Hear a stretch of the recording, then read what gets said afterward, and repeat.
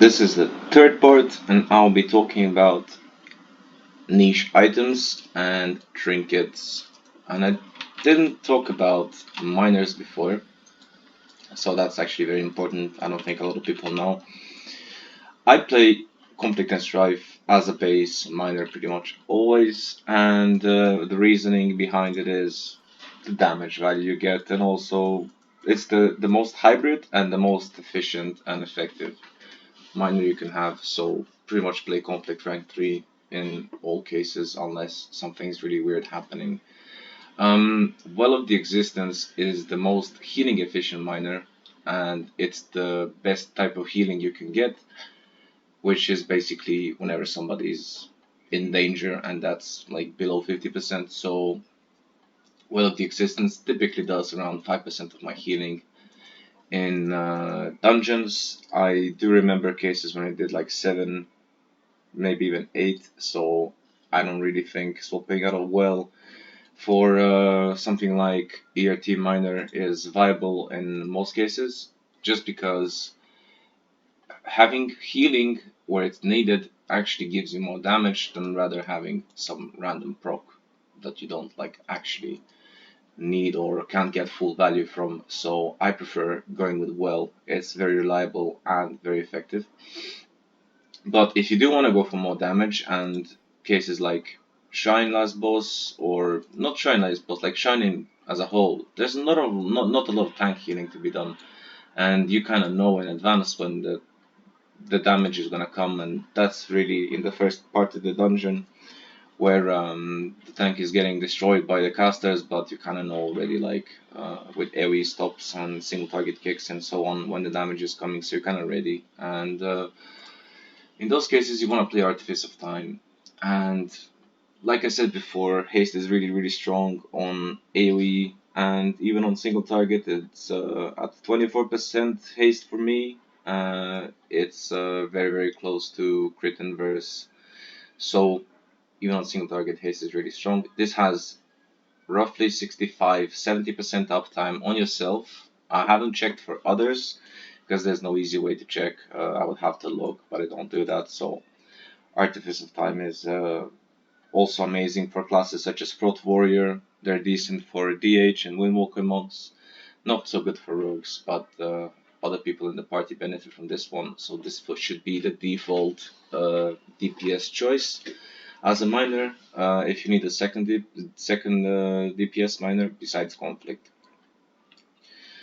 So the other stuff we have here is Lightbinder's Invocation. This is a bit like definitely underwhelming. I'm not a big fan of it. It doesn't do a lot. Memory of Lucid Dreams is very solid when you are struggling on mana a little bit, and also the verse you get is not it's not too bad. Like it counts towards your DPS too. So Lucid Dreams Miner is a good choice for something like High Key or High Atal or High Tyrannical Atal. I typically struggle on mana on Volcal, so I do like to run Lucid Dreams in Natal, and Tyrannical especially.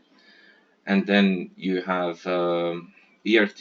Like I said, I'm not a fan of procs. It's only a 10-second duration proc, and it is a lot of intellect, but I just don't like short duration procs.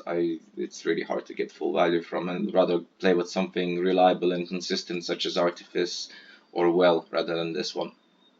And then you have as the last viable miner, you will have Vitality Conduit.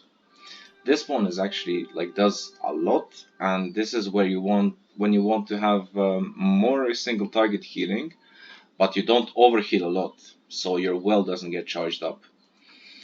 And it's kind of hard to tell when you're not overhealing too much, but this one is a very strong choice for necrotic and should be your default choice on necrotic, because it just transfers HP and gives the tank a shield. And the healing is not actually going to be shown on details as yours healing, it's going to be shown on the target's healing who is getting the HP swapped. So you might feel that this one is underwhelming, but it's actually very strong. However, well is better when your well actually does get charged up.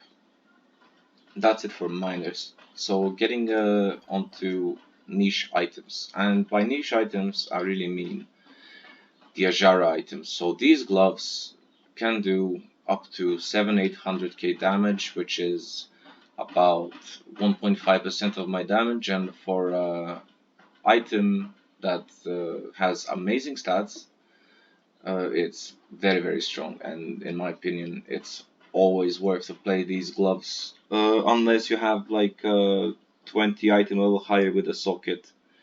It's going to be a very good choice for you. Ajara belt, same goes pretty much, except you don't really get to feel the crit you get, but 900 crit split across your party is amazing.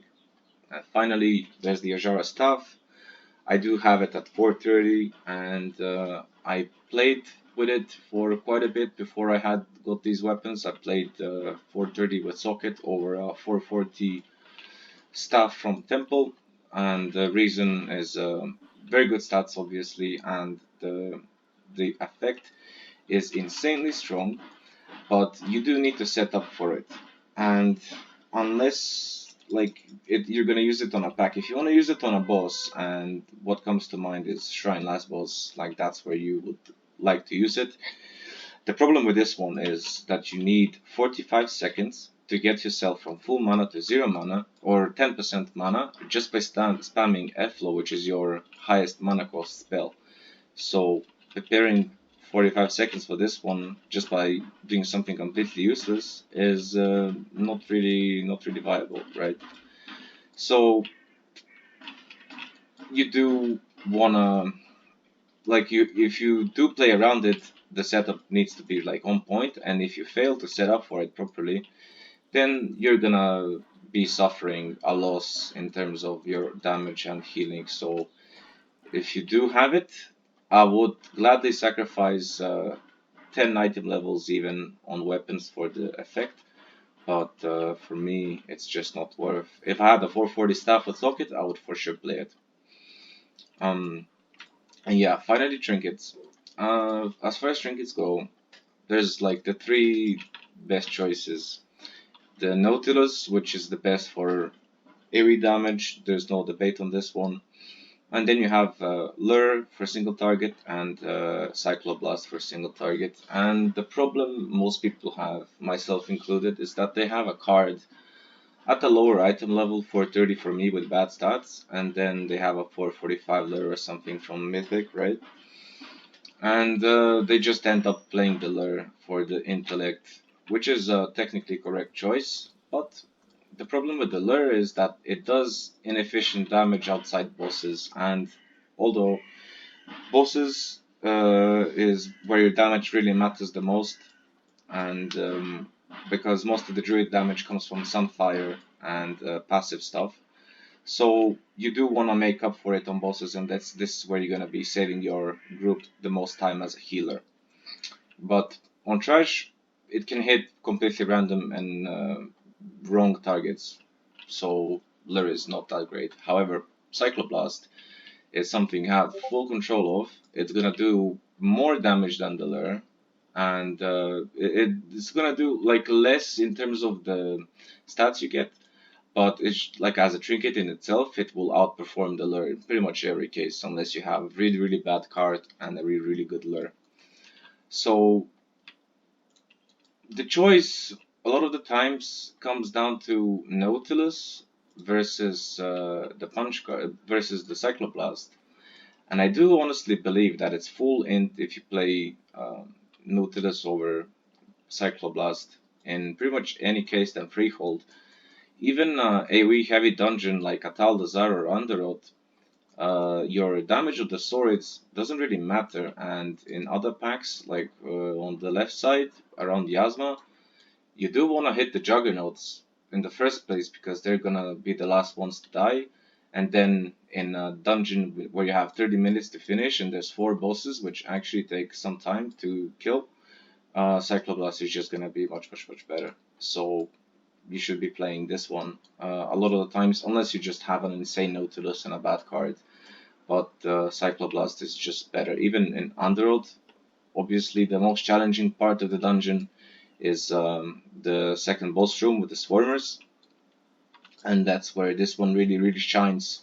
You can even play around it and wait for your rogue to beat the swarmer to apply prey in the weak, and then you're going to be doing more damage with your cycloblast. So that's something you should really keep in mind. And if you have Resto Druid ult and you're just starting out and you want to do as much damage as you possibly can, this one is a very strong option. And let's say you don't have reputation for the cycloblast or whatever, this is just very strong. You should play it if you have an ult.